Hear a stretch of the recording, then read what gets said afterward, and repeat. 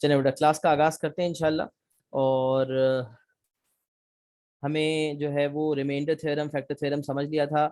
एक दफा इसको देख लेते हैं। Remainder theorem and factor theorem are only applicable when the divisor is linear. जब डिवाइजर क्या हो, लीनियर हो। और हमने ये सीखा था कि अगर हमें एक पॉलिनोमियल को एक लीनियर डिवाइजर से डिवाइड करना हो और मुझे डायरेक्ट रिमाइंडर पूछा जाए, क्वेश्चन ना पूछा जाए, सिर्फ रिमाइंडर पूछा जाए, तो हम क्या करते हैं, हम उस लीनियर डिवाइजर को इक्वेट टू जीरो करके एक्स की वैल्यू निकाल लेते हैं। उस एक्स की वैल्यू को फंक्शन में डालते हैं, आई मीन पॉलिनोमियल में सब्स्टिट्यूट करते हैं, और हमारे पास जो आंसर आता है वो रिमाइंडर होता है।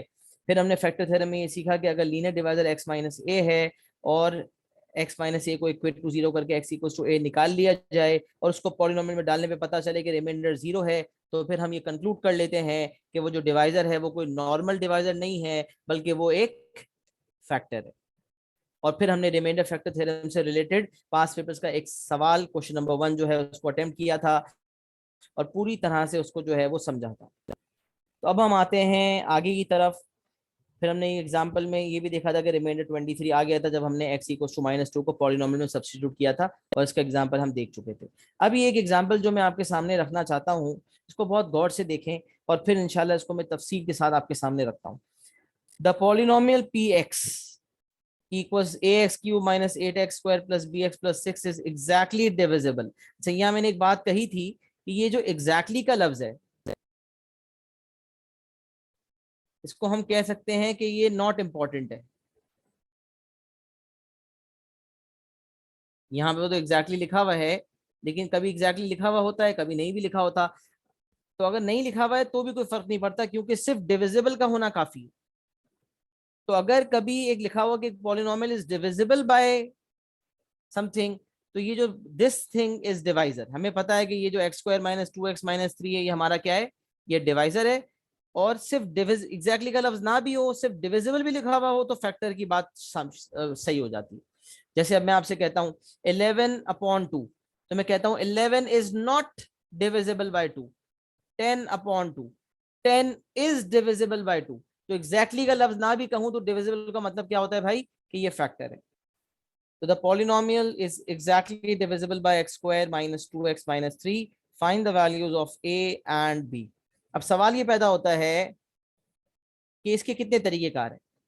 तो अब मैं कुछ बातें का कह रहा हूं, उसको जरा गौर से सुने, जो नोट्स फॉर्म में इंशाल्लाह आगे आ भी जाएंगी आपके पास, जो मैंने लिखा हुआ भी है। अगर कभी एक पॉलिनोमियल क्वाड्रेटिक डिवाइजर से डिवाइड हो और वो क्वाड्रेटिक डिवाइजर फैक्टराइजेबल है, if a polynomial is divided by a quadratic divisor और वो क्वाड्रेटिक डिवाइजर फैक्टराइजेबल है, मतलब उसकी मिडिल टर्म ब्रेकिंग होके वो लीनियर फैक्टर्स में एक्सप्रेस हो सकता है, तो उस केस में हम फैक्टर थ्योरम का इस्तेमाल कर सकते हैं। जो रिमेनियर फैक्टर थ्योरम का कॉन्सेप्ट है उसको हम इस्तेमाल कर सकते हैं। लेकिन अगर ये क्वाड्रेटिक डिवाइजर फैक्टराइजेबल ना हो, means it's non-factorizable, it cannot be converted to two linear factors, in that case हमें लॉन्ग डिवीजन या कंपेयरिंग कोएफिशिएंट से काम करना पड़ेगा। और हमारे पास पेपर्स के अक्सर सवालात non factorizable quadratic factor, non factorizable quadratic factor के ही होते हैं। क्वाड्रेटिक डिवाइजर होता है जो कि फैक्टर होता है, और वो नॉन फैक्टराइजेबल होता है। लेकिन क्योंकि यहाँ एग्जाम्पल देने का पर्पस ये है कि कभी अगर ऐसा कोई एग्जाम्पल आ जाता है कि क्वाड्रेटिक डिवाइजर फैक्टराइजेबल होता है, उसकी मिडिल ब्रेकिंग हो जाती है, तो क्या करेंगे, तो शॉर्टकट क्या होगा। तो मैं आपको इस एग्जाम्पल के थ्रू तीनों मेथड्स अप्लाई करके बताऊंगा कि अगर ये फैक्टराइजेबल है तो क्या करेंगे, और हालांकि ये फैक्टराइजेबल है उसके बावजूद भी लॉन्ग डिवीजन और कंपेयरिंग से मैं सिखाऊंगा, क्योंकि अगर नॉन फैक्टराइजेबल क्वाड्रेटिक फैक्टर आपको दे दिया गया तो फिर आप लॉन्ग डिवीजन या कंपेयरिंग का मेथड इस्तेमाल करेंगे। तो अभी अगर इस स्टेज पे हम सीख लेंगे तो हमें प्रॉब्लम नहीं होगा। तो हम इसको थोड़ा सा देखते हैं, मैं बहुत डीप सुकून से जाके इस चीज को समझाता हूँ, बहुत गौर से सुनेंगे और फिर कोई कंफ्यूजन होगी तो पूछ लेंगे। तो सबसे पहले मैंने कहा कि यार क्या ये क्वाड्रेटिक फैक्टर, क्या ये क्वाड्रेटिक डिवाइजर डिवाइजर भी है, और क्योंकि एग्जैक्टली डिविजिबल या एग्जैक्ट या सिर्फ डिविजिबल का लफ्ज भी लिखा हुआ है यहाँ पर, तो इसका मतलब ये क्वाड्रेटिक डिवाइजर कोई नॉर्मल डिवाइजर नहीं है बल्कि ये फैक्टर है। तो ये क्वाड्रेटिक फैक्टर क्या मिडिल टर्म ब्रेकिंग इसकी हो रही है? Is it factorisable? जवाब है यस। तो हमने देखा यार इसकी तो मिडिल टर्म ब्रेकिंग हो रही है। अच्छा, मिडिल टर्म ब्रेकिंग करके हमारे पास दो फैक्टर्स आ रहे हैं, एक फैक्टर आ रहा है x+1 और एक फैक्टर आ रहा है x-3। अच्छा, अब जब ये लीनियर में कन्वर्ट हो गया तो रिमाइंडर फैक्टर थ्योरम का कॉन्सेप्ट लग सकता है। और रिमाइंडर फैक्टर थ्योरम हमें क्या सिखाता है? फैक्टर थ्योरम हमें क्या बताता है कि क्योंकि x+1 फैक्टर है, लिहाजा अगर x=-1 को पॉलिनोमियल में सब्स्टिट्यूट कर दिया जाए तो रिमाइंडर 0 आएगा। तो यहां से पता चला कि पॉलिनोमियल में -1 डालने पे 0 आएगा। फिर क्योंकि x-3 भी फैक्टर है तो x=3 जो है उसके पॉलिनोमियल में डालूंगा तो आंसर 0 आएगा। तो क्योंकि एक क्वाड्रेटिक डिवाइजर या कह ले क्वाड्रेटिक फैक्टर फैक्टराइजेबल था और लीनियर में कन्वर्ट हो सकता था, तो हमने लीनियर में कन्वर्ट किया मिडिल टर्म ब्रेकिंग करके और उसके बाद हमने फैक्टर थ्योरम का इस्तेमाल कर लिया। अब पॉलिनोमियल आपके सामने मौजूद है, इसमें एक दफा -1 डालें तो -1³ × a - a हो गया, फिर ये -8 - b + 6 = 0, एक इक्वेशन आ गया। फिर आपने इसमें 3 डाला पॉलिनोमियल में, तो 3³ 27, 27a - 3² 9, 9 8 = 72 + 3b + 6 = 0। b की जगह पे -2 - a मैंने सब्स्टिट्यूट कर दिया और मेरे पास a की वैल्यू आ गई 3। a आ गया 3 और b आ गया नेगेटिव। a को 3 को जब यहां डाला तो b -5 आ गया। ये आपका मेथड नंबर 1 हो गया। But method number 1 is only valid when the quadratic factor is factorizable, जो कि सिर्फ यहां मुमकिन था। अक्सर एग्जाम के सवाल में नॉन फैक्टराइजेबल होता है, लिहाजा मेथड 1 एप्लीकेबल नहीं होता। तो ये बात बहुत इंपॉर्टेंट है। Only valid when quadratic divisor, the quadratic factor basically, वो डिवाइजर को नॉर्मल डिवाइजर तो है नहीं, when the quadratic factor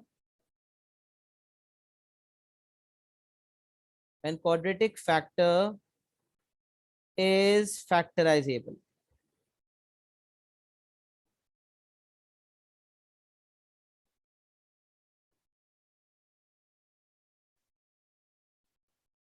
सही है जी। तो ये आपके सामने एक बात मैंने लिख दी, इसको इस एग्जांपल को कॉपी करें, फिर इंशाल्लाह इसके मेथड 2 और मेथड 3 कवर करता हूं, जो कि हमेशा एप्लीकेबल है, चाहे ये क्वाड्रेटिक फैक्टर फैक्टराइजेबल हो या नॉन फैक्टराइजेबल हो। Comparing coefficients and long division का इस्तेमाल किया जा सकता है, दोनों मेथड वैलिड हैं। मैं आपके सामने दोनों रखूंगा इंशाल्लाह। यहाँ तक स्क्रीनशॉट ले लें और मुझे एक्नॉलेज भी कर दें कि क्या सबको समझ आ गया। हर वो बंदा जिसने ये कॉन्सेप्ट पहले नहीं सुना हुआ था, पहली दफा सुना है, क्या उसको ये बात कवर हो गई?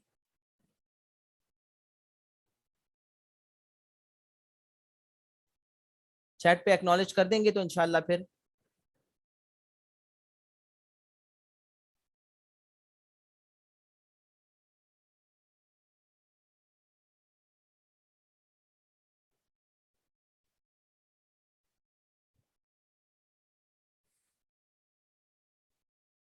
अच्छा जी, अब आ जाते हैं कि अगर ये क्वाड्रेटिक फैक्टर नॉन फैक्टराइजेबल होता तो कंपेयरिंग कोएफिशिएंट्स का इस्तेमाल कैसे करते? तो कंपेयरिंग कोएफिशिएंट के लिए मैंने हमेशा आपको एक बात सिखाई है, always remember when you are using comparing coefficient, you need to remember, you need to learn, you need to memorize an identity and you will apply that. And the identity is dividend is identical to divisor into quotient plus remainder। तो identity का इस्तेमाल करते हैं। अब ये आपका जो है वो डिविडेंड है, इसको आपने एज इट इज कॉपी किया, इज आइडेंटिकल टू डिवाइजर। आपका डिवाइजर x² - 2x - 3 है। क्वोशंट क्या होगा? तो याद करें, मैंने सिखाया, अगर डिविडेंड जो है वो अगर डिविडेंड जो है वो 3 डिग्री है और डिवाइजर आपका 2 डिग्री है, तो क्वोशंट भाई कितने डिग्री होगा? तो क्वोशंट आपका 1 डिग्री होगा। क्योंकि इन दोनों की डिग्री मिला के ये डिग्री बननी चाहिए। या ये कह लें कि डिविडेंड की डिग्री में से जब डिवाइजर की डिग्री को माइनस करते हैं, 3 - 2, तो क्वेश्चन की डिग्री आ जाती है। अच्छा फिर एक बात, जितने रिमाइंडर की होती है, थोड़े से नेट में हल्का सा मुझे लगता है स्टेबिलिटी का इशू आया, लिखा हुआ भी आया मेरे पास, मैं रिपीट करता हूँ। जितनी जितनी डिग्री डिवाइजर की होती है उससे 1 डिग्री कम रिमाइंडर की होती है, लेकिन वो सिर्फ तब जब ये डिवाइजर नॉर्मल डिवाइजर हो और फैक्टर ना हो।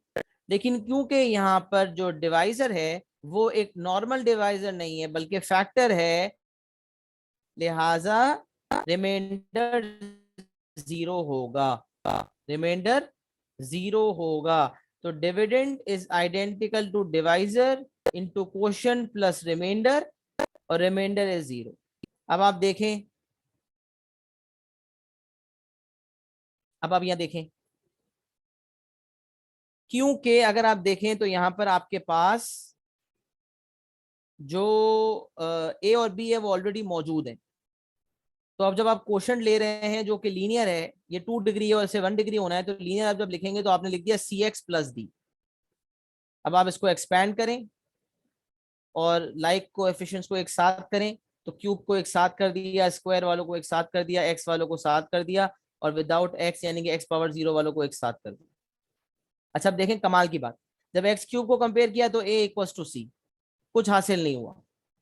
जब एक्स स्क्वायर को कंपेयर किया तो d - 2c is equal to -8, कुछ हासिल नहीं हुआ। जब x को कंपेयर किया तो -2d - 3c is equal to b, यहां तक भी कोई वैल्यू हासिल नहीं हुई। जब x पावर जीरो को कंपेयर किया, अब ऐसा ना हो कि कोई बच्चा यहां तक पहुंचे और हार मान ले, क्या यार कुछ हाई आ ही नहीं रहा, इसका मतलब मैं गलत कर रहा हूं। नहीं, एंड तक जाना है, आपने एंड तक जाना है। तो जब आप एंड में गए और अब आप x पावर जीरो पे आए, x पावर जीरो पे जब आप आए, x पावर जीरो पे आए तो आपने देखा कि -3d इज इक्वल टू 6। यहाँ -3d लिखा हुआ है और यहाँ लिखा हुआ है 6।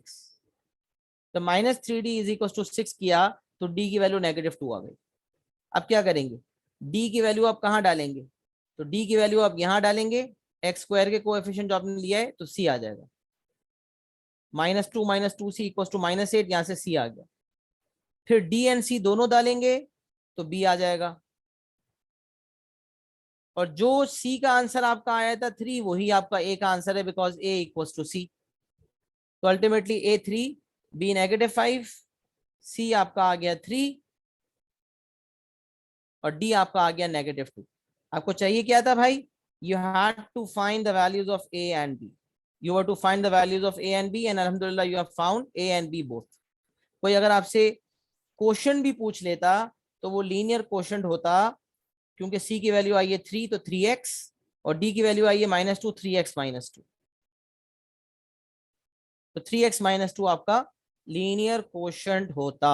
लेकिन इसकी इस वक्त आपको जरूरत नहीं थी, इसलिए हमने नहीं दिया। हमें सिर्फ ए और बी की वैल्यूज देनी थी, वही हमने आंसर के तौर पे पेश कर दी। ये आपका दूसरा मेथड हो गया कंपेयरिंग कोएफिशिएंट वाला। नोट के अंदर मैंने जो बात कही है वही लिखी हुई है। Quadratic factor is factorizable, find two linear factors and apply factor theorem. और quadratic factor is non factorizable, तो यूज कंपेयरिंग कोएफिशिएंट्स और लॉन्ग डिवीजन। ये आपके सामने मैंने लिख दिया। मेथड नंबर 1 आप पहले कॉपी कर चुके थे, मेथड 2 भी देख लें और स्क्रीनशॉट ले लें, और मुझे एक्नॉलेज कर दें कि क्या मेथड 2 तक सबको समझ आ गया, किसी को किसी किस्म का कोई डाउट कोई प्रॉब्लम तो नहीं है।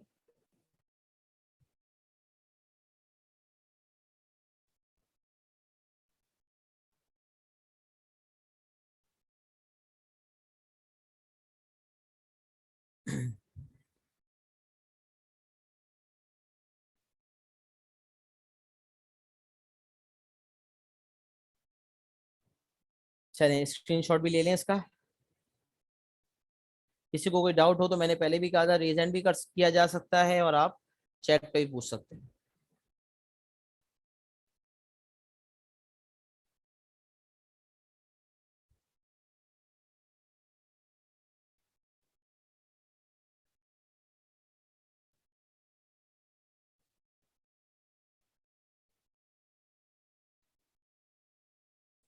चलें, अब बढ़ते हैं लास्ट मेथड की तरफ कि अगर एक क्यूबिक पॉलिनोमियल यानी कि डिविडेंड एक क्वाड्रेटिक डिवाइजर से डिवाइड हो रहा है और वो क्वाड्रेटिक डिवाइजर नॉन फैक्टराइजेबल है, तो कंपेयरिंग लगाना सीख लिया, लॉन्ग डिवीजन कैसे लगाएंगे तो इसको भी देख लेते हैं। यहाँ लॉन्ग डिवीजन में एक चीज बतानी है आप लोगों को, क्योंकि अक्सर बच्चे अपने हिसाब से मेथड चूज करते हैं, कोई लॉन्ग डिवीजन को पसंद करता है, कोई कंपेयरिंग को पसंद करता है, फिर वो एक जगह फंस जाते हैं।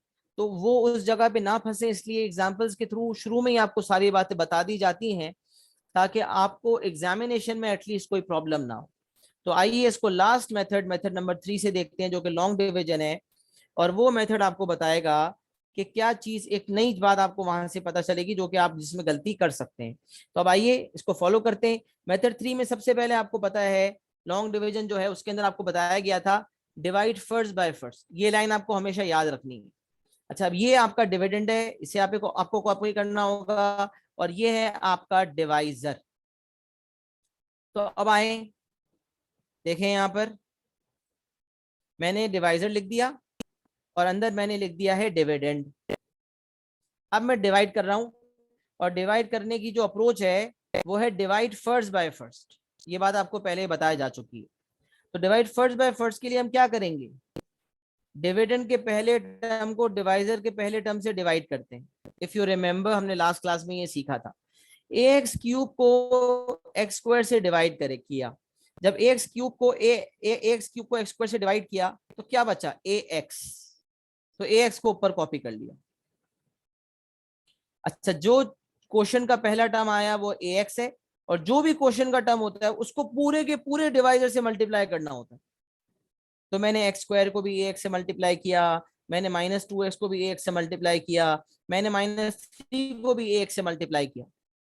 तो कर रहे multiply, x square into A x is a x cube plus A x cube, -2x को ए एक्स से करें तो -2ax स्क्वायर, -3 को ए एक्स से करें तो -3ax।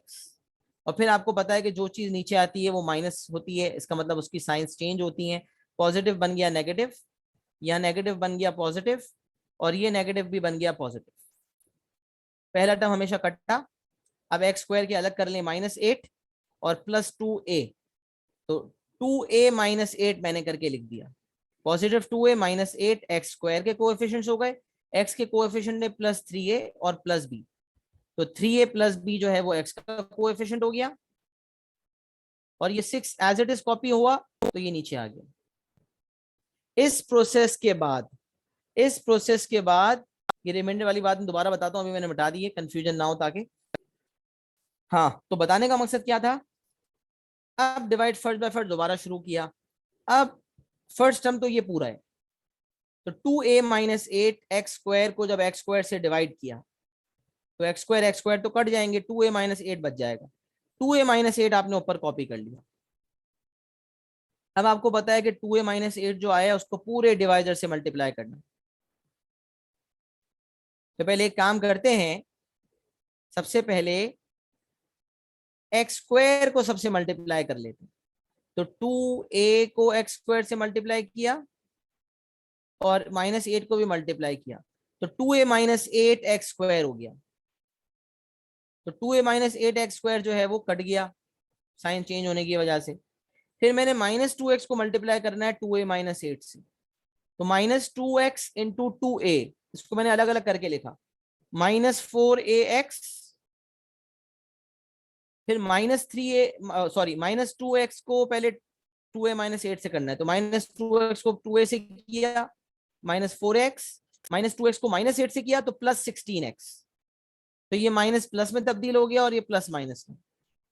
अब -3 की बारी है इनसे मल्टीप्लाई होने की, तो -3 को मल्टीप्लाई किया 2a से, और -3 को मल्टीप्लाई किया -8 से, तो -3 into 2a is -6a, and -3 into -8 is +24। Minus plus हो गया, ये प्लस माइनस हो गया। अब आप इसको देखें क्या बचा, x के कोएफिशिएंट्स थे 3a + b, और आ गया +4a और आ गया -16, तो 3a + b +4a 7a + b बन गया -16। तो ये इसको इन तीन टर्म्स को मिला के 7a + b -16 एक्स का कोएफिशिएंट आ गया। अच्छा फिर आप नॉन एक्स वाला देखें, without x, 6 n minus 24, 6a-24 plus 6, ये बन गया 6a-18। क्या बन गया? 6a-18 बन गया। अच्छा अब सुने, अब ये आपका यहाँ प्रोसेस आपका स्टॉप हो गया। प्रोसेस स्टॉप कैसे हुआ? तो एक बात आपको कल बताई थी, अगर रिमाइंडर जो चीज बची है रिमाइंडर, उसकी डिग्री डिवाइजर की डिग्री से एक कम हो चुकी हो तो प्रोसेस रुक जाता है। तो अब यहाँ डिग्री आप देख सकते हैं x⁻1 है, यानी कि 1 डिग्री बचा है ये, this is 1 degree and the divisor was 2 degree. तो क्योंकि 1 डिग्री बचा हुआ है रिमाइंडर, इसका मतलब प्रोसेस रुक गया, मजीद आगे नहीं जा सकता। रिमाइंडर की डिग्री जब तक डिवाइजर की डिग्री से बराबर है हम आगे बढ़ेंगे और वहां रुकेंगे नहीं।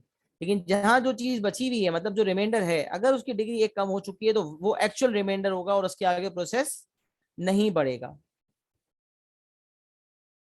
अच्छा अब सुने, अब यहां आपको पता है कि रिमाइंडर सर 0 होना चाहिए ना, क्योंकि ये तो फैक्टर था, तो रिमाइंडर 0 होना चाहिए। लेकिन मैं यहाँ बहुत इंपॉर्टेंट बात बता रहा हूँ, जो एक असल गलती है जो बच्चे करते हैं उसको जरा समझो। बच्चे डायरेक्टली रिमाइंडर को इक्वेट टू 0 कर देते हैं। वो कहते हैं रिमाइंडर इज इक्वल टू 0। अब वो क्या करेंगे पता है? इस पूरे को एक साथ इक्वेट टू 0 कर देंगे। इस पूरे को एक साथ इक्वेट टू 0 करने पे एक्स की वैल्यू आ रही होगी और वो आपके किसी काम की नहीं है, आपको तो ए और बी की वैल्यू चाहिए। तो अब मैं आपको बड़ी इंपॉर्टेंट बात बता रहा हूं, अगर आपका रिमाइंडर ए एक्स प्लस बी फॉर्म का है और आप उस रिमाइंडर को इक्वेट टू 0 करना चाहते हैं, तो आप हर कोएफिशिएंट को अलग अलग इक्वेट टू 0 करेंगे। तो रिमाइंडर ए एक्स प्लस बी है, तो रिमाइंडर में एक्स का जो कोएफिशिएंट है कैपिटल ए, उसको भी इक्वेट टू 0 करेंगे, और जो रिमाइंडर में एक्स पावर 0 का कोएफिशिएंट है यानी कि बी, उसे भी इक्वेट टू 0 करेंगे। तो अलग अलग आपको इक्वेट टू 0 करना पड़ेगा। अच्छा और मिसाल सुनिए, अगर आपका रिमाइंडर एग्जाम्पल, अगर आपका रिमाइंडर होता इस फॉर्म का, अगर लेट सपोज क्यूबिक डिवाइजर होता, तो फिर आपका रिमाइंडर क्वाड्रेटिक होता, a x square plus b x plus c. तो जब आपको रिमाइंडर को 0 से इक्वेट करना होता तो आप डायरेक्ट इक्वेट टू 0 नहीं करते, बल्कि आप कहते हैं कि जो एक्स स्क्वायर है ना उसका कोएफिशिएंट भी 0 से इक्वेट करूंगा, जो एक्स है ना उसका कोएफिशिएंट भी इक्वेट टू 0 करूंगा, जो एक्स पावर 0 है ना उसका कोएफिशिएंट भी इक्वेट टू 0 करूंगा। तो ये बात याद रखनी है कि डायरेक्ट रिमाइंडर को इक्वेट टू 0 नहीं करना, बल्कि रिमाइंडर के हर कोएफिशिएंट को अलग अलग इक्वेट टू 0 करना है। तो अब यहाँ इसी चीज को अप्लाई करते हुए चलते हैं। तो एक्स पावर 0 का जो कोएफिशिएंट था, एक्स पावर 0 का जो कोएफिशिएंट था वो था 6a-18, उसे अलग इक्वेट टू 0 किया, उससे ए आ गया। और जो एक्स का कोएफिशिएंट था, जो एक्स का कोएफिशिएंट था 7a प्लस b-16, उसे अलग इक्वेट टू 0 किया, और उसमें ए की वैल्यू फिट इन की 3, तो बी की वैल्यू आ गई -5। तो ये लॉन्ग डिवीजन का मेथड था, जिसमें एक ये बात सिखानी थी कि डायरेक्ट रिमाइंडर को 0 नहीं करना, बल्कि रिमाइंडर के हर कोएफिशिएंट को इक्वेट टू 0 करना है, उससे आपके पास ए और बी की वैल्यूज आएंगी। और ये तीसरा और आखिरी मेथड था जो तब वैलिड होता, जो वैलिड हमेशा है, लेकिन हम उसको तब इस्तेमाल कर सकते हैं जब क्वाड्रेटिक फैक्टर नॉन फैक्टराइजेबल हो। क्योंकि अगर फैक्टराइजेबल है तो फिर तो फैक्टर थ्योरम का कॉन्सेप्ट लगाना सबसे ज्यादा आसान, सबसे आसान चीज हम सब प्रेफर करेंगे। बहरहाल करने को आप ये वाला मेथड हमेशा कर सकते हैं, अगर आपको पसंद है कोई मसला नहीं है। ये तीसरा और आखिरी मेथड मैंने इस एग्जाम्पल के हवाले से आपके सामने आपके कदमों में रख दिया। इसका स्क्रीनशॉट ले लें और एक्नॉलेज करें कि क्या मेरी जो मैंने बातें समझाई हैं वो सबको समझ आ गई यहाँ तक।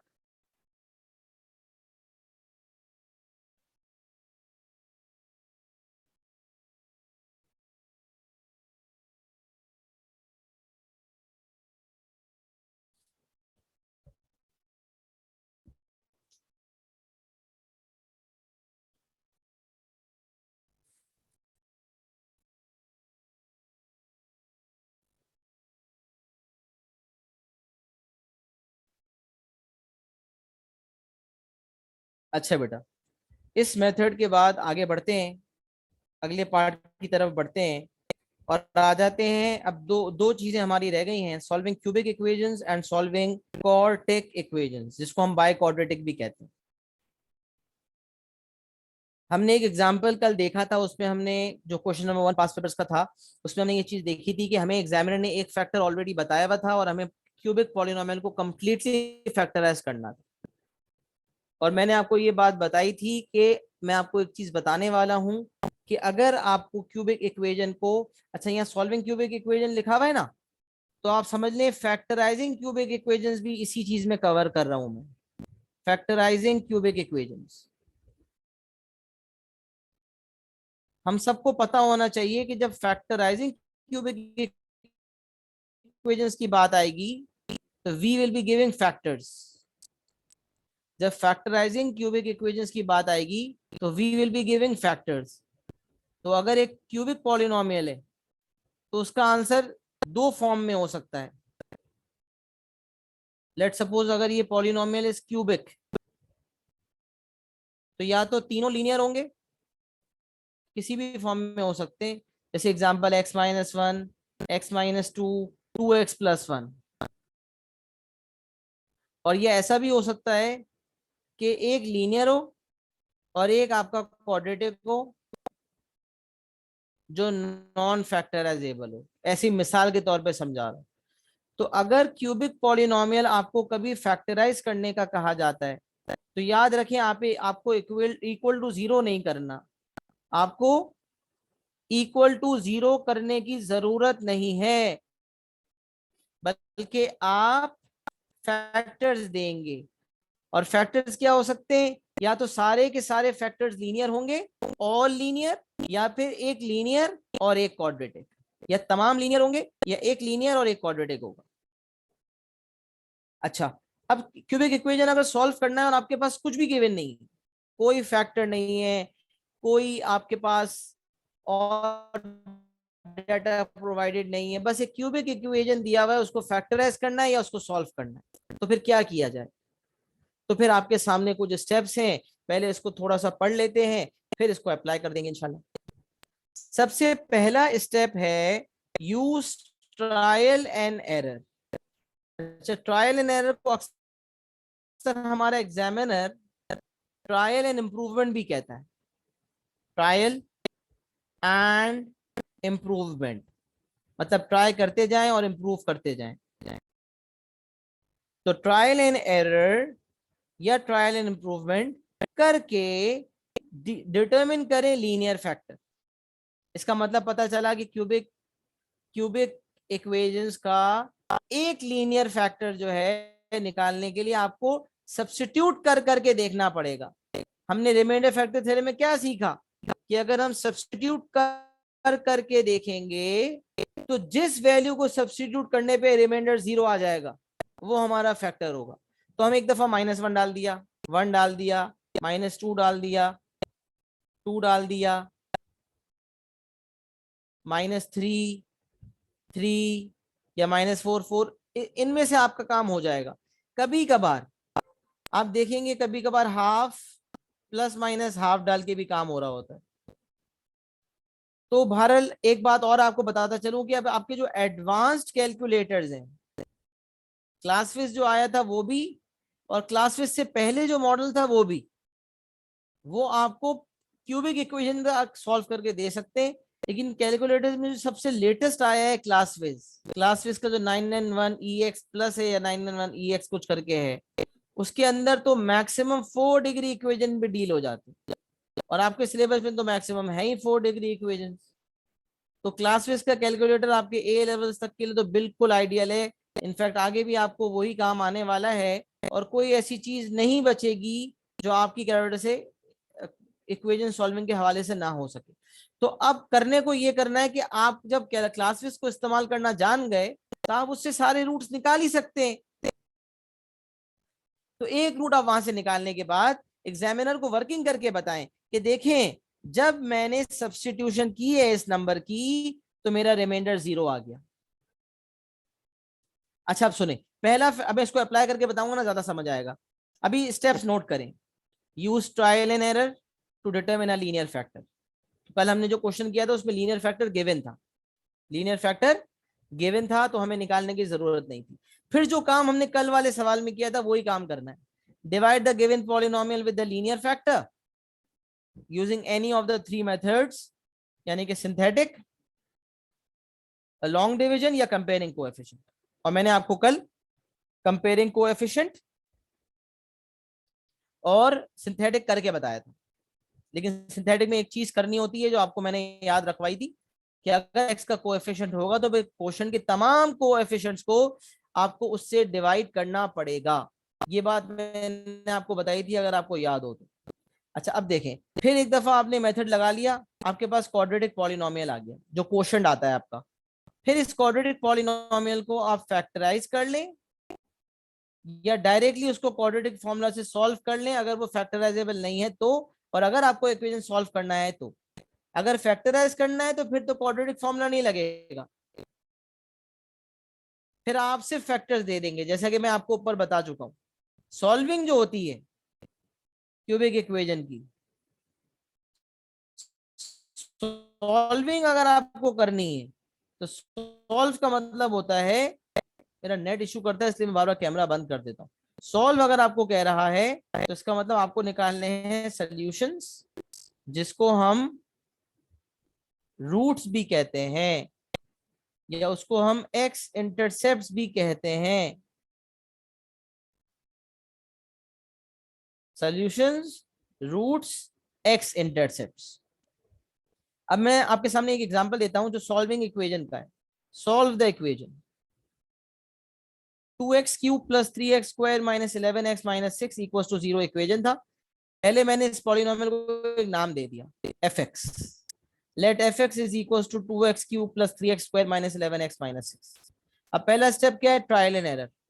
हालांकि हम कैलकुलेटर से डायरेक्ट निकाल के 2 डाल के भी 0 ला सकते थे, लेकिन अगर आप मैन्युअली करने की कोशिश कर रहे हैं तो वर्किंग आपकी बहुत बढ़ जाएगी।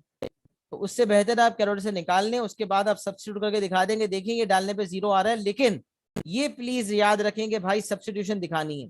कुछ बच्चे डायरेक्ट ये करते हैं f2 equals to 0 hence x minus 2 is a factor. नहीं, ऐसा नहीं करना, सब्स्टिट्यूट करके दिखाना है। सब्स्टिट्यूट करके नहीं दिखाएंगे मार्क कट जाएंगे बेटा, याद रखें। मेथड का मार्क नहीं मिलेगा, एग्जामिनर आपको मेथड का मार्क नहीं देगा। तो इसका मतलब आपको सब्स्टिट्यूशन दिखानी है। मैंने 1 डाला तो 2 प्लस 3 माइनस 11 माइनस 6 माइनस 12 आया। जब मैंने 2 डाला, 2 into 2 cube plus 3 into 2 square minus 11 into 2 minus 6। इसको सिंप्लीफाई किया, आंसर 0 आ गया। क्योंकि मेरा आंसर 0 आ रहा है, लिहाजा ये जो x इक्वल टू 2 है ये मेरा रूट है। x equal to 2 is my root, और x इक्वल टू 2 अगर मेरा रूट है तो x माइनस 2 मेरा फैक्टर होगा। तो x minus 2 is a factor. और फिर वही तरीका जो कल वाले सवाल में किया था, सिंथेटिक से भी कर सकते थे, कंपेयरिंग से भी कर सकते थे, लॉन्ग से भी कर सकते थे। लेकिन क्योंकि ये एक लीनियर फैक्टर है तो सिंथेटिक बहुत आसान है, तो मैं सिंथेटिक से करके बता रहा हूँ। X cube x square x x power 0, cubic polynomial के तमाम कोएफिशिएंट्स लिखे, 2 3 माइनस 11 माइनस 6। फिर 2 को मैंने एज इट इज कॉपी किया। फिर क्योंकि x माइनस 2 फैक्टर था उसको इक्वल टू 0 किया तो 2 आ गया। अब इस 2 को इस 2 से मल्टीप्लाई किया तो 4 आ गया। 3 प्लस 4 किया तो 7 आ गया। 2 इंटू 7 किया तो 14 आ गया। माइनस 11 प्लस 14 किया तो 3 आ गया। 2 3 6 आ गया। माइनस 6 प्लस 6 0 आ गया। तो रिमाइंडर इज 0। ये रिमाइंडर 0 आना चाहिए क्योंकि आपको पता है कि आपने x माइनस 2 जो लिया है वो एक फैक्टर है। यहां अगर 0 नहीं आ रहा तो आपने गलती की है। अच्छा, अब क्योंकि x का कोएफिशिएंट 1 था, जो फैक्टर था उसका कोएफिशिएंट 1 था, तो क्वोशंट के कोएफिशिएंट्स को डिवाइड करने की जरूरत नहीं, एज इट इज क्वोशंट के कोएफिशिएंट्स आ गए। तो अब ये 2 7 और 3 हैं, ये आपके क्वोशंट के कोएफिशिएंट्स हैं। तो 2x square plus 7x plus 3, ये भी पता है क्यूबिक हमारा डिविडेंड था, लीनियर हमारा डिवाइजर था, तो हमारा क्वोशंट क्वाड्रेटिक होगा। क्वाड्रेटिक क्वोशंट है 2x square plus 7x plus 3। क्योंकि हमें सॉल्व करना था, तो अब ये क्वाड्रेटिक जो है या तो ये सॉल्वेबल है या नहीं। अगर ये सॉल्वेबल नहीं है तो इसके नो रियल रूट्स आएंगे, जिसका मतलब इसका डिस्क्रिमिनेंट नेगेटिव होगा। तो ये हो सकता है। Discriminant can be negative as well. अगर डिस्क्रिमिनेंट नेगेटिव हुआ, यहाँ नहीं है, यहाँ तो पॉजिटिव है। अब देखिए इसमें तीन किस्में, अगर ये फैक्टराइजेबल है तो आप फैक्टराइज करके सॉल्व कर लें, नॉन फैक्टराइजेबल है बट सॉल्वेबल है तो क्वाड्रेटिक फॉर्मूला लगा लें, फैक्टराइजेशन कर लें और फिर सॉल्व कर लें, क्वाड्रेटिक फॉर्मूला से सॉल्व कर लें। और ये भी हो सकता है कि ये नॉन सॉल्वेबल हो, और अगर नॉन सॉल्वेबल है तो उस केस में आप कह देंगे as the discriminant b square minus 4ac is less than 0 it has no real roots. तो कभी कभार वो कहता है, कभी कभार वो बाकायदा कहता है कि show that the cubic polynomial has exactly one real root, justifying your answer. फिर उस केस में क्वाड्रेटिक वाला जो पॉलिनोमियल है उसको हमें दिखाना होता है कि उसका डिस्क्रिमिनेंट नेगेटिव है।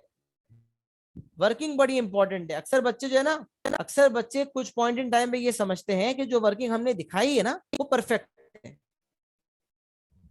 और हमें पूरे मार्क्स मिलेंगे, लेकिन ऐसा नहीं होता, उसमें गड़बड़ हो जाती है और मार्क्स कट जाते हैं। तो इस चीज का बहुत ख्याल रखें।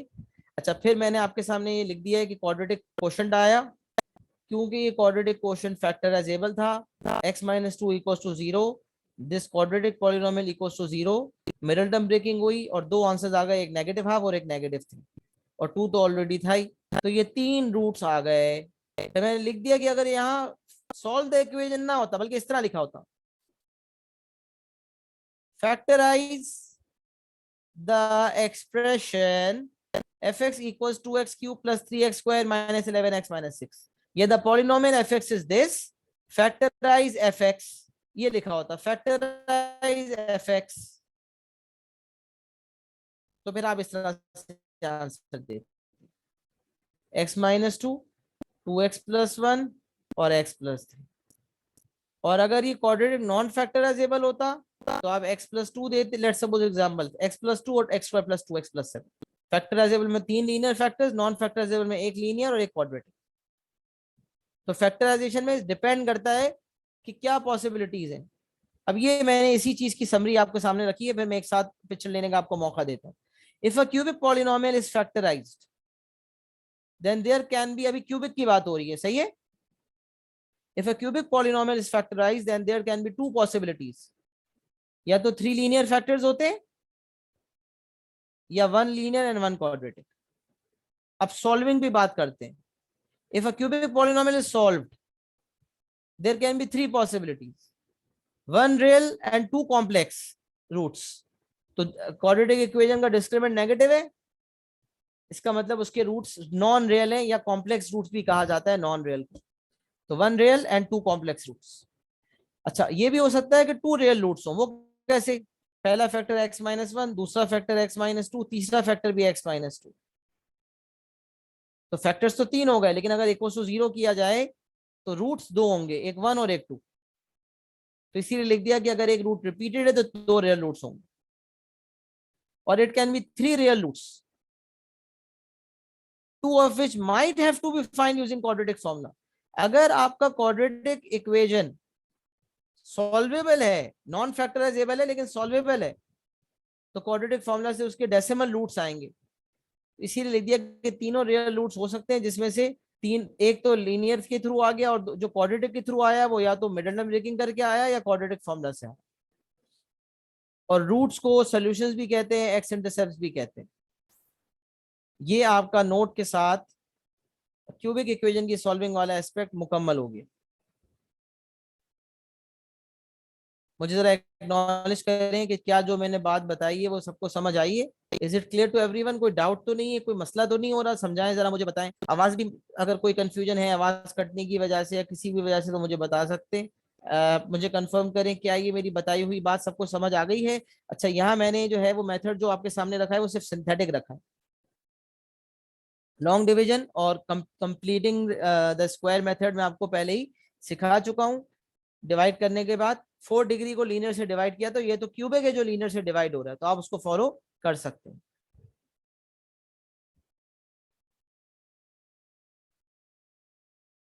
स्क्रीनशॉट ले लें और मुझे एक्नॉलेज कर दें। Is it clear to everyone?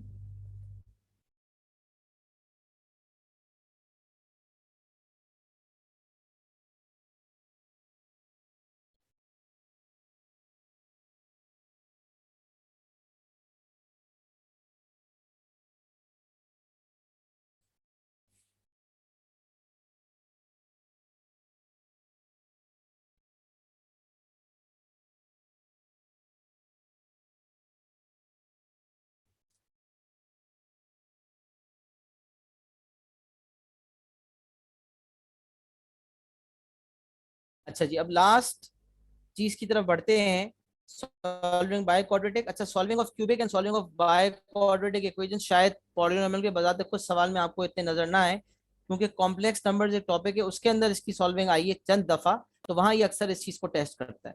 Bharat क्योंकि हम पॉलिनोमियल्स कर रहे हैं तो सॉल्विंग हर किस्म की आपको यही सिखा देंगे। तो मैक्सिमम 4 डिग्री इक्वेशन आपके सिलेबस का पार्ट है। 4 डिग्री इक्वेशंस को बाय क्वाड्रेटिक या कॉर्टिक कहा जाता है। बस क्यूबिक में और बाय क्वाड्रेटिक में ये फर्क है कि क्यूबिक में एक दफा ट्रायल एंड एरर करके हम एक फैक्टर निकालते हैं, बाय क्वाड्रेटिक में हमें 2 दफा ऐसा करना पड़ता है। तो ये आपके सामने एग्जांपल के थ्रू आ जाएगा तो आपको क्लियर हो जाएगा। Solve the equation. अब ये 4 डिग्री इक्वेशन आपको सॉल्व करना है। सबसे पहले आपने इसको नाम दिया एफ एक्स इक्वल्स टू, फिर आपने ट्रायल एंड एरर किया। जब ट्रायल एंड एरर किया आपने पॉलिनोमियल में 1 डाला तो आपका रिमाइंडर 0 आ गया, तो आपने फौरन से लिख दिया hence x minus one is a factor, क्योंकि x इक्वल्स टू 1 आपका रूट है, तो x माइनस वन आपका फैक्टर हो गया। अच्छा, एक गलती होती है, अगर हाफ डालने पे कभी 0 आ रहा है तो याद रखें x माइनस हाफ नहीं लिखते हम, factor will not be x minus half, it will be 2x minus one, क्योंकि 2 को हम मल्टीप्लाई करेंगे तो 2x minus one equal to 0 होगा, तो फैक्टर होगा 2x माइनस वन। इस चीज का ख्याल रखें, अगर फ्रैक्शन वाला रूट है तो किस तरह से उसके फ्रैक्शन वाले रूट से कैसे फैक्टर लिखते हैं ये आपको थोड़ा पता होना चाहिए। अच्छा, अब हम बात करते हैं, आगे आते हैं। ट्रायल एंड एरर हमने कर लिया, पहला फैक्टर आ गया।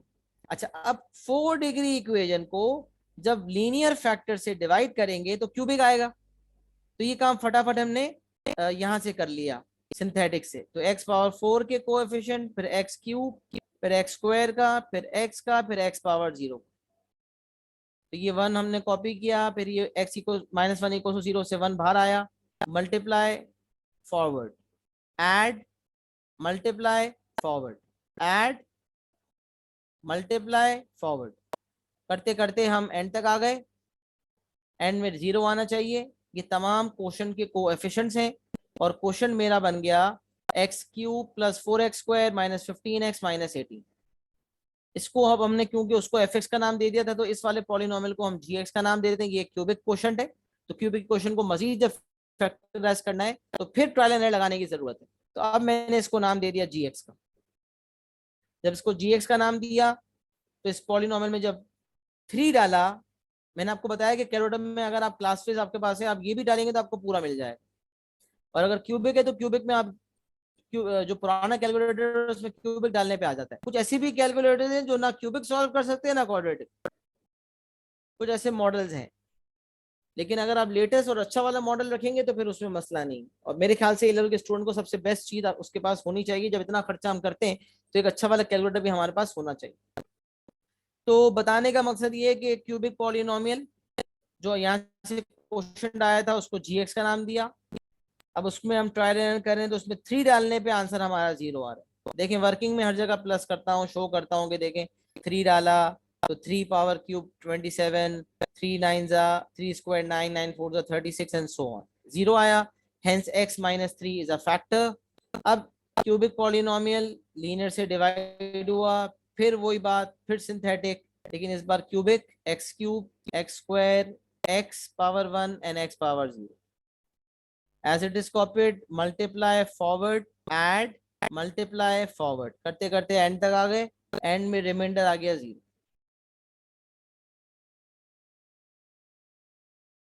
ये आपका क्वाड्रेटिक क्वेश्चन आ गया which is x square plus 7x plus 6। एक लीनियर x माइनस वन, दूसरा लीनियर x माइनस थ्री, दोनों के दोनों ट्रायल एंड एरर से आए। क्वाड्रेटिक क्वेश्चन जो आया उसको लिया। अब ये नॉन फैक्टराइजेबल भी हो सकता है, फैक्टराइजेबल भी हो सकता है, सॉल्वेबल भी हो सकता है, नॉन सॉल्वेबल भी हो सकता है। तो अलग अलग पॉसिबिलिटीज हो सकती हैं। भारत हमने देखा कि इसकी मिडल टर्म ब्रेकिंग हो रही है। यहाँ मैं एक बात बताता हूँ, कुछ बच्चे ये कर सकते हैं कि ये बार बार कॉपी करें और मिडल टर्म ब्रेकिंग यही करते चले जाएं, लेकिन उनमें इनको क्या करना पड़ेगा कि ये चीज बार बार कॉपी करनी पड़ेगी। ये चीज को बार बार कॉपी करना पड़ेगा, इक्वल टू 0 भी कॉपी करना पड़ेगा। और अजीब गुस्सा आता है एग्जाम में बैठे बैठे, ये बिला वजह की कॉपिंग क्यों कर रहा हूँ। तो in P3 you have to be a very smart, smart work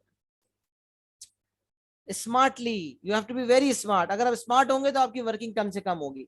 तो स्मार्ट वर्किंग क्या कहती है स्मार्ट वर्किंग ये कहती है कि आप जो है ये जो क्वाड्रेटिक वाली चीज है इसको अलग से लिखकर इसकी मिडिल टर्म ब्रेकिंग कर लें, फिर उसको नॉर्मल वाले आंसर का पार्ट बना दें। तो मैंने यहाँ अलग से इसको जो है वो डील किया। इसको हम अलग से अगर हम यहाँ सॉल्व करें तो हमने इसको अलग से यहाँ लिखा। यहाँ लिखने के बाद इसकी हमने देखी मिडिल टर्म ब्रेकिंग हो रही है, मिडिल टर्म ब्रेकिंग करके दो फैक्टर्स आ गए। हमने देखा हमें फैक्टराइज नहीं करना था बल्कि सॉल्व करना था, हमने इसको उठा के वापस रखा। अगर फैक्टराइज करना होता तो ये हमारे फैक्टर्स होते, एफ एक्स इक्वल टू, ये हमारा आंसर हो जाता। अगर लिखा होता factorize the polynomial f x, ये सवाल होता आपका, तो आप यहाँ आंसर दे देते, खुद ही इक्वल टू जीरो नहीं करते।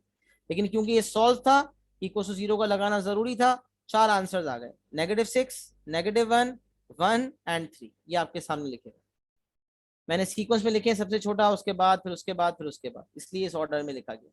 तो बाय क्वाड्रेटिक में फर्क ये है, बाय क्वाड्रेटिक या क्वार्टिक में, कि आपको वो काम दो दफा करना पड़ता है, दो दफा आपको ट्रायल एंड एरर करना पड़ता है, बाकी सारे स्टेप सेम है। सही है, स्क्रीनशॉट लें और एक्नॉलेज करें कि क्या हर बच्चे को जो मैंने बात समझाई है वो समझ आ गई है।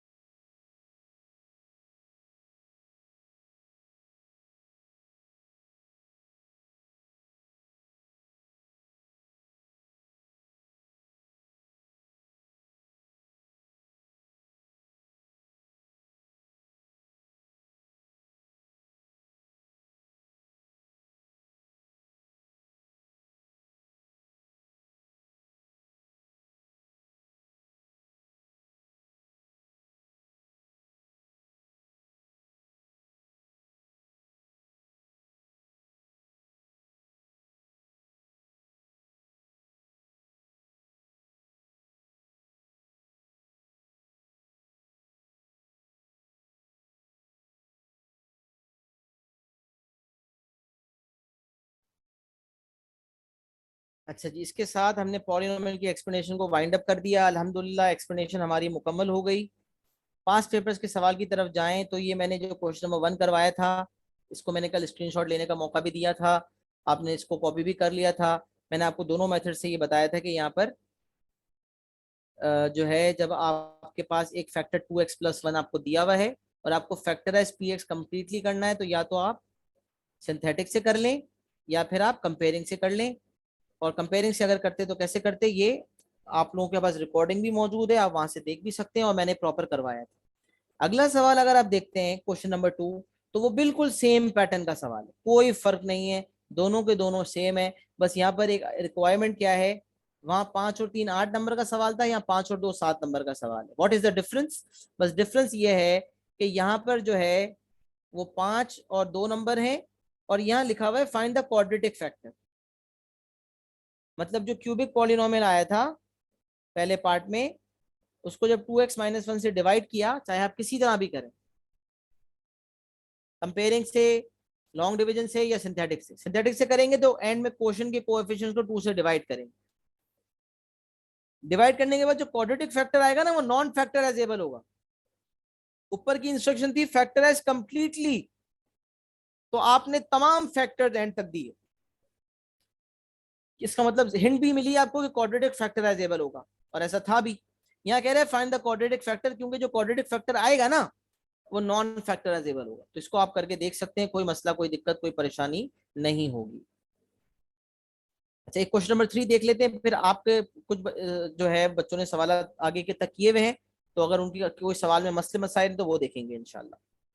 तो सबसे पहले question number 3, the polynomial is denoted by px। इंशाल्लाह आपको इतनी तवील एक्सप्लेनेशन दे चुका हूं और हर एस्पेक्ट को कवर कर दिया है कि अब आप पॉलिनोमियल के कोई भी सवाल देखेंगे तो आपको ऐसा नहीं लगेगा कि आपको समझ नहीं आ रहा है इंशाल्लाह। हाँ, कोई छोटी मोटी चीज हो सकती है, लेकिन इंशाल्लाह मेजोरिटी चीजें जो है वो आपको आसान लगेंगी, क्योंकि मैंने जितनी जान मार के पढ़ा सकता था उतना मैंने पढ़ाया है। बाकी सवालों के साथ जो मसले मसाइल आएंगे उसको हम डील इंशाल्लाह कर लेंगे। तो क्वेश्चन नंबर 3 में हमने क्या सीखा, पॉलिनोमियल में 4 डिग्री पॉलिनोमियल और उसका नाम है px। अब क्या लिखा हुआ है, it is given that P x is divisible by x square minus x plus 1। 4 degree equation divisible by 2 degree equation is divisible by, देखिए एग्जैक्टली डिविजिबल का लफ्ज यहां नहीं लिखा हुआ, सिर्फ इज डिविजिबल बाय लिखा हुआ है। तो इज डिविजिबल बाय का मतलब ही क्या है, फैक्टर। बजाते खुद इज डिविजिबल बाय का मतलब ही फैक्टर है, यही आपका फैक्टर से मुराद है। एग्जैक्टली डिविजिबल का जरूरी नहीं है कि एग्जैक्टली का लफ्ज लिखा हो। अच्छा, अब जब आपने देखा तो आपको सर सुफियान ने बताया कि अगर क्वाड्रेटिक डिवाइजर जो कि फैक्टर है वो फैक्टराइजेबल है तो फैक्टर थ्योरम लग सकता है, लेकिन ये फैक्टराइजेबल क्वाड्रेटिक फैक्टर है ही नहीं। करके देखें middle term breaking, x square को 1 से मल्टीप्लाई करें 1x स्क्वायर, 1 के फैक्टर्स होते हैं 1 मल्टीप्लाई बाय 1, 1 प्लस 1 करेंगे 2 आएगा, 1 माइनस 1 करेंगे 0 आएगा। किसी भी सूरत मिडल टर्म ब्रेकिंग नहीं हो रही। जब मिडल टर्म ब्रेकिंग नहीं हो सकती इसका मतलब ये नॉन फैक्टराइजेबल क्वाड्रेटिक फैक्टर है, लिहाजा जो हमने एग्जांपल में मेथड नंबर 1 सीखा था वो वैलिड नहीं है। अगर वो वैलिड होता तो ये सवाल 4 नंबर का होता ही नहीं, क्योंकि यहाँ तो खाली एक ही अननोन वैल्यू है, वो है ए, और सवाल बहुत आसान हो जाता। अब क्योंकि क्वाड्रेटिक फैक्टर नॉन फैक्टराइजेबल है तो आपके पास दो मेथड्स, एक मेथड है कंपेयरिंग और एक मेथड है लॉन्ग डिवीजन। अब आप कोई भी कर सकते हैं, तो क्योंकि हम नए नए कर रहे हैं मैं आपको दोनों से बता सकता हूं, कोई मसला नहीं है। लेकिन मैंने वैसे आपको दोनों से आपको मैंने वहां सिखा दिया है, तो आप यहाँ लगा सकते हैं, अप्लाई कर सकते हैं। तो अब देखिए मैं आपके सामने इस सवाल को देख रहा हूं, इसको आप ट्राई भी कर सकते हैं। तो हमने यहाँ मेथड नंबर 1 से किया हुआ है इसको, कि यहाँ पर एक 4 डिग्री पॉलिनोमियल है, dividend is identical to divisor into quotient plus remainder, और रिमाइंडर 0 है। क्योंकि यहाँ ए गिवन था तो यहाँ बी से स्टार्ट लिया, ये 4 डिग्री था, डिवाइजर 2 डिग्री तो क्वोशिएंट 2 डिग्री, और रिमाइंडर 0 क्योंकि ये फैक्टर है। तो इस यहाँ ए ऑलरेडी मौजूद था तो यहाँ बी एक्स स्क्वायर प्लस सी एक्स प्लस डी मल्टीप्लाई किया, तमाम कोएफिशिएंट्स आगे पीछे लिखे हुए हैं लेकिन हम देख सकते हैं एक्स पावर 4 का बी है, B equal to 1, X cube का सी है, सी इक्वल टू 3, नहीं सी भी है, ये भी है और ये भी है, c minus b, c minus b equal to 3, फिर d minus c plus b, d minus c plus b is equal to 0, क्योंकि एक्स स्क्वायर का कोएफिशिएंट आपको नजर ही नहीं आ रहा, एक्स क्यूब के बाद डायरेक्ट एक्स नजर आ रहा है, तो एक्स स्क्वायर का कोएफिशिएंट 0 है। तो एक्स स्क्वायर के जो थे d minus c plus b, इन तीनों को ऐड करके इक्वल टू 0 कर दिया, और बी और सी की वैल्यू आ चुकी थी, डाली तो डी आ गया, और finally x power 1 minus d plus c is equal to a. तो यहां से क्योंकि डी और सी दोनों मौजूद थे ए आ गया, एक्स पावर 0 की जरूरत पड़ी नहीं, एक्स पावर 0 अगर कर लेते हैं तो डी इक्वल टू 3 आ रहा है, और डी 3 हम पहले ही निकाल चुके हैं। तो एक्स पावर 0 को कंपेयर करके डी डायरेक्टली आ रहा था।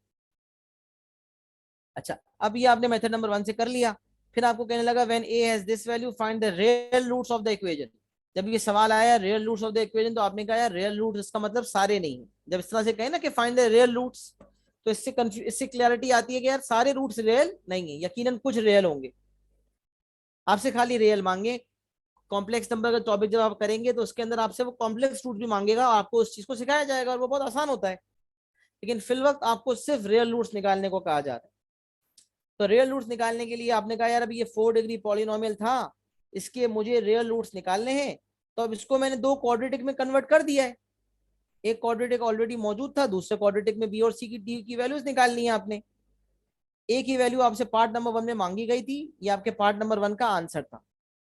बाकी जो बी सी और डी की वैल्यूज हैं वो आपको अगले पार्ट में इस्तेमाल करनी है। तो बी की जगह पे 1 रख दें, सी की जगह पे 4 रख दें, डी की जगह पे 3 रख दें, तो x square plus 4x plus 3, देख सकते हैं x square plus 4x plus 3।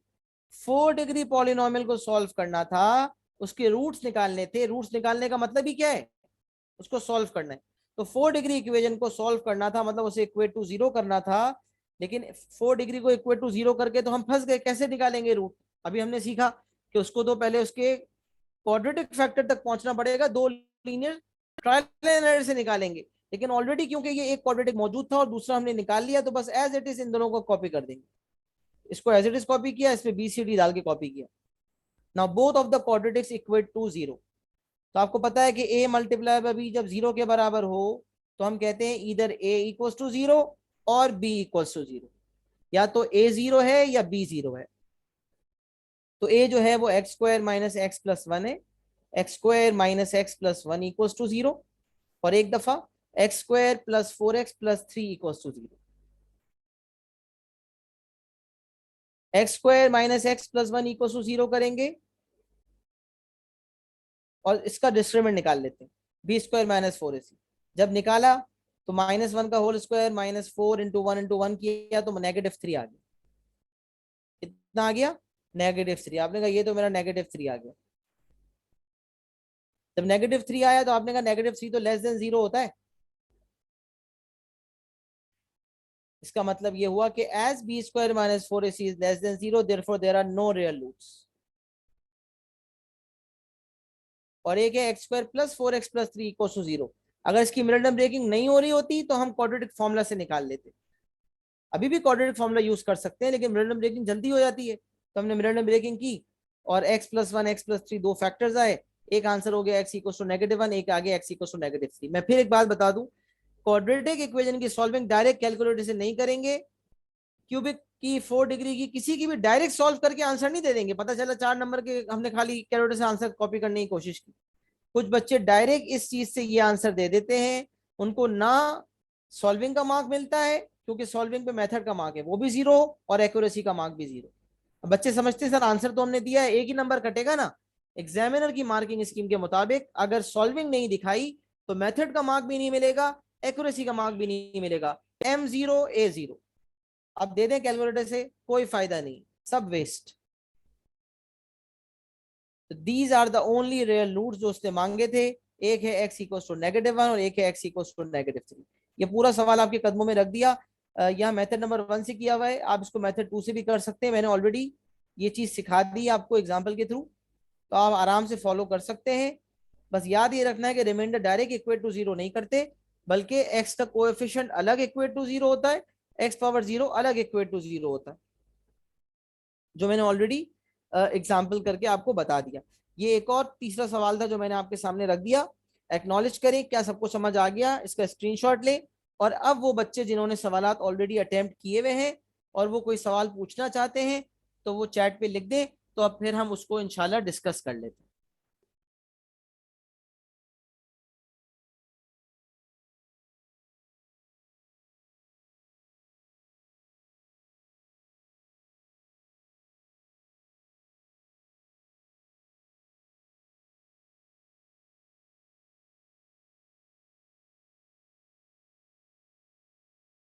इस सवाल का फीडबैक दे दीजिएगा बेटा। सबको समझ आ गई बात? सबको क्लियर है? कोई कंफ्यूजन तो नहीं है किसी को? और जो बच्चे जिन्होंने सवालात किए हुए हैं अटेम्प्ट वो बता दें तो वो सवाल हम डिस्कस कर लेते हैं। कोई ऐसा सवाल इक्का दुक्का जो तंग कर रहा है?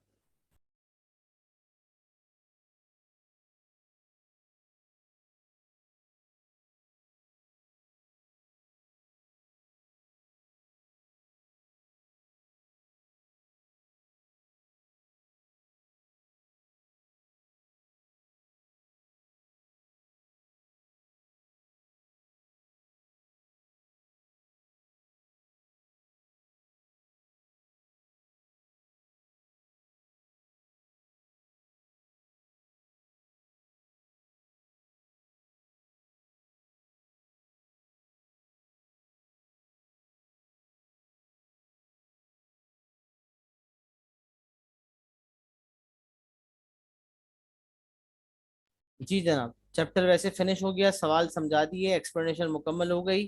अब हर तकरीबन सवाल आपको आपके कदमों में होंगे। इक्का दुक्का कोई पार्ट में, कोई इक्का दुक्का मार्क में कोई कंफ्यूजन आ गई कहीं तो आ गई, वरना मैंने अपने हिसाब से हर चीज कवर अप कर ली है और बाकी पॉलिनॉमियल की एक्सप्लेनेशन अल्हम्दुलिल्लाह मुकम्मल हो गई।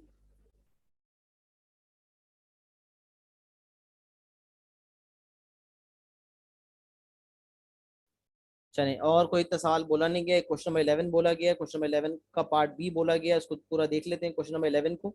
ये भी यहाँ सॉल्व हुआ हुआ है, आइए देखते हैं। हाँ, और इसमें कुछ समझाना है। वेरी वेरी गुड, जबरदस्त।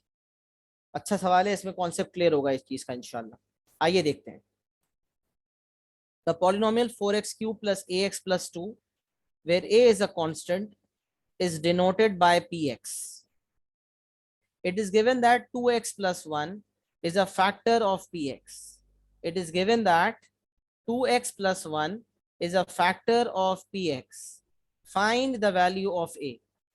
एक क्यूबिक पॉलिनोमियल है और 2x प्लस 1 उसका फैक्टर है और हमें कहा जा रहा है फाइंड द वैल्यू ऑफ ए।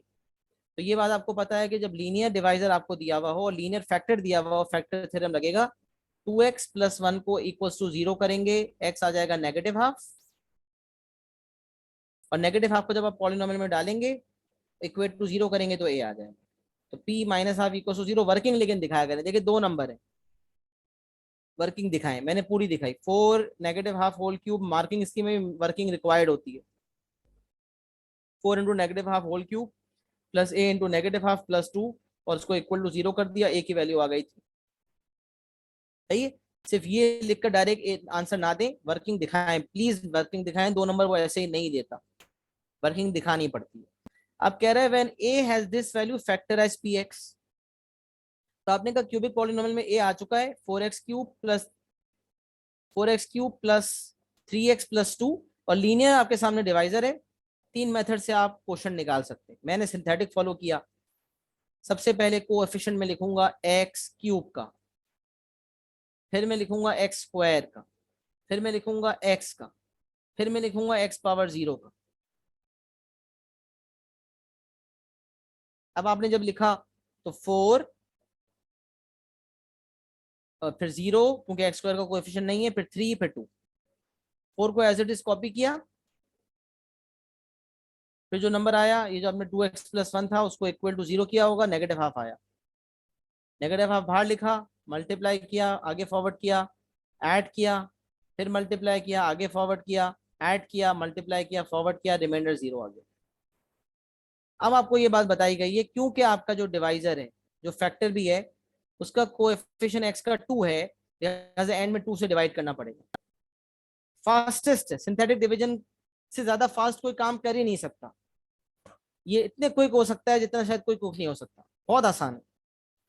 तो इसको डिवाइड बाय 2 किया, 2 नेगेटिव 1 2 आ गया, क्वेश्चन आ गया 2x² माइनस x प्लस 2। ये आपका क्वेश्चन आ गया। अब आपसे क्या कहा जा रहा था, फैक्टराइज px। 2 का पार्ट है यहाँ पूरा मुकम्मल किया है, फैक्टराइज px है। अब मुझे बताएं फैक्टराइज px लिखा हुआ है, तो क्या ये क्वाड्रेटिक फैक्टराइजेबल है? तो आप बोलेंगे नहीं सर, 2 2 4, 4x², और 4x² के फैक्टर्स निकालने, 4 इंटू 1 या 2 इंटू 2। 4 प्लस 1 5 होता है, 4 माइनस 1 3 होता है, 2 माइनस 2 0 होता है, 2 प्लस 2 4 होता है। मिडिल टर्म बन ही नहीं रहा, इसका मतलब 4x² के कोई ऐसे फैक्टर्स है ही नहीं जो ऐड सब्ट्रैक्ट होके मिडिल टर्म दे। इसका मतलब ये जो क्वेश्चन आपके सामने मौजूद है ये नॉन फैक्टराइजेबल है,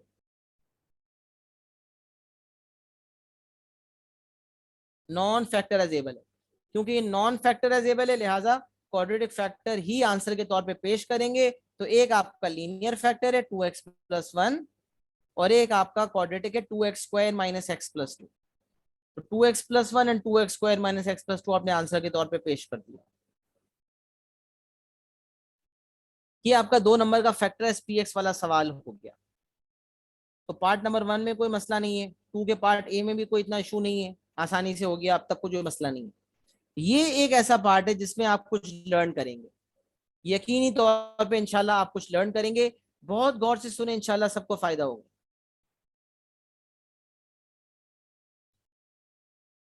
solve the inequality px is greater then 0 justifying your answer, और है भी 3 नंबर और मांग भी जस्टिफिकेशन रहा है। अब यहां बच्चों को सही कॉन्सेप्ट समझ नहीं आता, बहुत गौर से समझाऊंगा, बहुत याद रखेंगे इंशाल्लाह। बहुत गौर से सुने इसको, बहुत गौर से सुने, मैं फिर रिपीट कर रहा हूँ। कॉन्सेप्ट थोड़ा ट्रिकी है लेकिन समझना है, कॉन्सेप्ट सुन के मजा आ जाएगा इंशाल्लाह। कह रहे px को ग्रेटर देन 0 करो। px ऑलरेडी फैक्टराइज फॉर्म में आप लिख चुके हैं, px आप फैक्टराइज फॉर्म में लिख चुके हैं। फैक्टराइज फॉर्म में px लिखा, और उसको आपने ग्रेटर देन 0 कर दिया। अब जरा सुने मैं क्या कहता हूं। जब दो नंबर्स मल्टीप्लाई होते हैं, ये एक नंबर है ए और ये एक नंबर है बी, जब दो नंबर्स मल्टीप्लाई होते हैं और आंसर पॉजिटिव आता है तो दो पॉसिबिलिटीज होती हैं। पहला नंबर भी पॉजिटिव था और दूसरा भी पॉजिटिव था, तो प्लस प्लस प्लस हो गया। प्लस पॉजिटिव नंबर को पॉजिटिव नंबर से मल्टीप्लाई करते हैं तो अल्टीमेट आंसर पॉजिटिव आता है। और दूसरी पॉसिबिलिटी सुने, दूसरी पॉसिबिलिटी सुने, ये भी नंबर नेगेटिव हो, ये भी नेगेटिव हो, तो negative multiply by negative is also positive. तो जब दो दो फैक्टर्स, एक लीनियर फैक्टर और एक क्वाड्रेटिक फैक्टर मल्टीप्लाई हो रहे हैं और आंसर आपका पॉजिटिव आ रहा है, तो दो बातें हो सकती हैं। लीनियर फैक्टर का आंसर भी पॉजिटिव हो और क्वाड्रेटिक का आंसर भी पॉजिटिव हो, तो अल्टीमेटली मल्टीप्लाई करने के बाद आंसर पॉजिटिव होगा।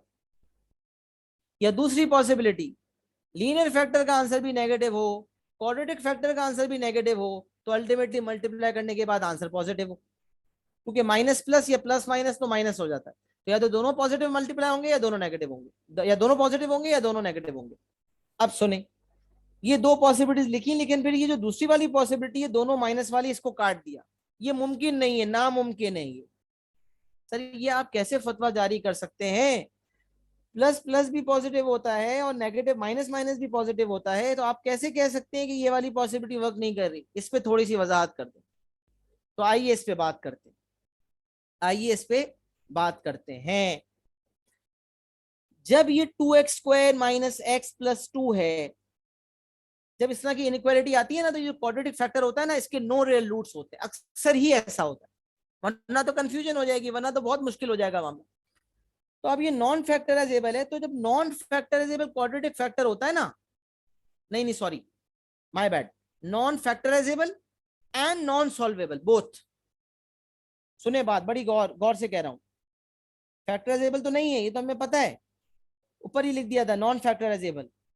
This is non solvable. पता चला नो रियल रूट्स है।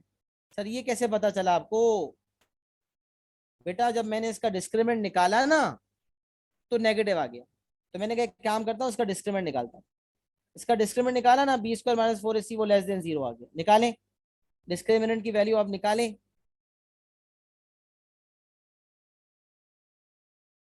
तो b² माइनस 4ac, तो -1 का स्क्वायर 1, 4 2 8, 8 2 16, -15 आएगा मेरे ख्याल से।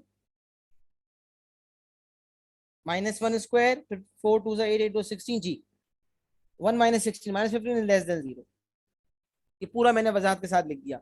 क्योंकि डिस्क्रिमिनेंट लेस देन 0 है, इसका मतलब ये इस वाले, ये जो, जब डिस्क्रिमिनेंट लेस देन 0 होता है ना, तो नो रियल रूट्स होते हैं। और जब नो रियल रूट्स होते हैं ना, तो कर्व या तो अबव द एक्स एक्सिस होता है या बिलो द एक्स एक्सिस होता है। क्योंकि रूट्स के लिए आपको पता है कर्व एक्स एक्सिस को कट करता है। तो अगर इसके नो रियल रूट्स हैं, तो या तो ये अबव द एक्स एक्सिस है या बिलो द एक्स एक्सिस है। इसका मतलब this is either always positive और दिस इज ऑलवेज नेगेटिव। अब ये कैसे पता चले?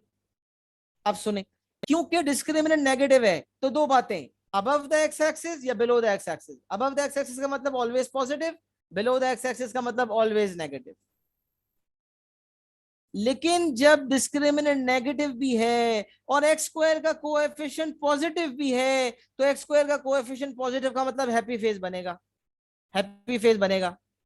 तो जब याद रख लें ये बात, डिस्क्रिमिनेंट नेगेटिव हो, लिख रहा हूं मैं यहां पर, कहीं लिखता हूं, b² minus 4ac less than 0 and x² का कोएफिशिएंट पॉजिटिव हो, तो आप फतवा लिखेंगे बाकायदा। जो जस्टिफिकेशन है ना मार्किंग स्कीम में जो मांगी होती है, वो यही होती है, always positive, the quadratic factor, the quadratic divisor is always positive. और अगर यही मामला हो एज इट इज, यही चीज मैं कॉपी कर दूं और इसको यहां पर पेस्ट करूं, और इसमें एक तब्दीली ले लूं कि पॉजिटिव की जगह मैं लिख देता हूं नेगेटिव, तो फिर ये हो जाएगा ऑलवेज नेगेटिव। तो अगर क्वाड्रेटिक एक हो और उसके रूट्स ना हो, तो या तो वो अबव द एक्स एक्सिस होता है या बिलो द एक्स एक्सिस होता है। तो अगर एक्स स्क्वायर का कोएफिशिएंट पॉजिटिव है तो अबव द एक्स एक्सिस होगा, यानी कि ऑलवेज पॉजिटिव। और अगर एक्स स्क्वायर का कोएफिशिएंट नेगेटिव होगा, तो आपको पता है सैड फेस बनता है, तो वो ऑलवेज नेगेटिव होगा। तो अगर तो यहाँ -2x² -x+2 होता, तो फिर ये चीज नेगेटिव होती, ऑलवेज नेगेटिव। तो फिर ये वाली पॉसिबिलिटी जो है ना, पहली वाली, उसको रिजेक्ट कर देता, दूसरी वाली को एक्सेप्ट कर लेता। तो फिर हम पता है क्या करते, फिर हम 2x+1 को लेस देन 0 करते। लेकिन यहाँ क्योंकि ये वाली चीज ऑलवेज पॉजिटिव है, तो फिर इसको भी पॉजिटिव ही करना पड़ेगा। तो मैंने किया, क्योंकि 2x² -x+2 हमेशा पॉजिटिव है, लिहाजा 2x+1 भी पॉजिटिव होगा और x का answer greater than negative half होगा। अब सोचे थोड़ी देर के लिए कि यह माइनस होता, तो फिर मैं लिखता as 2x² -x+2 is always negative. तो क्योंकि एक चीज नेगेटिव है, तो 2x+1 को भी नेगेटिव होना पड़ता, और फिर x का answer less than negative half आता। अब कुछ बच्चे अंधाधुंध 2x+1 ग्रेटर देन 0 कर देते हैं डायरेक्ट। तो यहां तो डायरेक्ट कोई तुक्का लगाता तो answer x is greater than negative half आ जाता, लेकिन मुसलमानों तुक्का हर जगह नहीं लगता। तो कभी हमें लॉजिक इस्तेमाल करनी पड़ती है। लॉजिक क्या है इसके पीछे, अंडरलाइंग लॉजिक क्या है, वो आपको सिखाइए। तो अंडरलाइंग लॉजिक ये है कि अगर तो ये क्वाड्रेटिक हमेशा ऑलवेज नेगेटिव होता, तो फिर इसको भी लेस देन 0 लेके x less than negative half आता। लेकिन क्योंकि ये ऑलवेज पॉजिटिव है, तो फिर ये भी पॉजिटिव है, इसको भी पॉजिटिव होना चाहिए, ये तो है ही हमेशा पॉजिटिव। तो ये कब पॉजिटिव होगा, तो हमने कहा 2x+1 ग्रेटर देन 0 कब होगा, जब x greater than negative half होगा। तो for this polynomial to be always positive, 2x+1 has to be positive and x has to be greater than negative half. Now, had it been -2x², the answer would have been x is less than negative half, जिसकी वजह बता दी कि ये always negative होता, ये वाली चीज valid फिर नहीं होती, फिर ये वाली चीज वैलिड होती। तो फिर 2x+1 को भी नेगेटिव होना पड़ता। तो फिर हम 2x+1 को लेस देन 0 करके x less than negative half देते।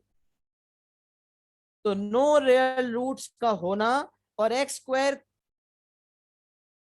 को x² का कोएफिशिएंट पॉजिटिव होने का मतलब ऑलवेज पॉजिटिव है। और अगर नो रियल रूट्स भी हैं और साथ साथ x² का कोएफिशिएंट नेगेटिव भी है, तो फिर ऑलवेज नेगेटिव वाली बात होगी एंड अकॉर्डिंगली कॉन्सेप्ट अप्लाई होगा। मेरे ख्याल से मैंने तो जान मार के कॉन्सेप्ट को समझा दिया। फिर भी कोई कंफ्यूजन बाकी रही तो भाई हाजिर है, आप बताएंगे, आपको समझा देंगे इंशाल्लाह। पूरा हैप्पी फेस नीचे बन सक पूरा हैप्पी फेस नीचे बन ही नहीं सकता ना चंदा। पूरा हैप्पी फेस नीचे कैसे बनेगा, जब वो एक्सटेंड होगा तो वो तो रूट्स आ जाएंगे ना।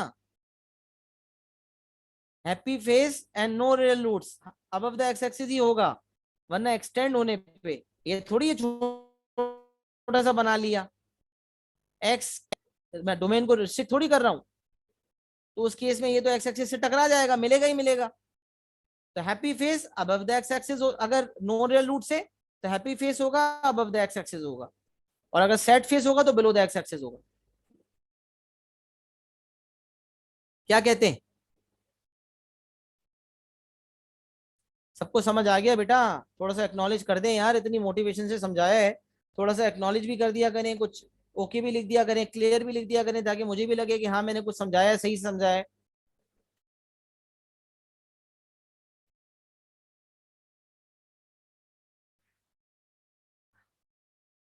Very good, thank you. चलें, अल्हम्दुलिल्लाह, अल्लाह का फजल हो गया, अल्लाह का करम हो गया। हमने पॉलिनोमियल की हर चीज को क्लियर कर लिया, हर चीज को समझ लिया। और ये एक सवाल जो इनइक्वालिटी का पूछा गया, इस हवाले से कॉन्सेप्ट को भी डिस्कस कर लिया।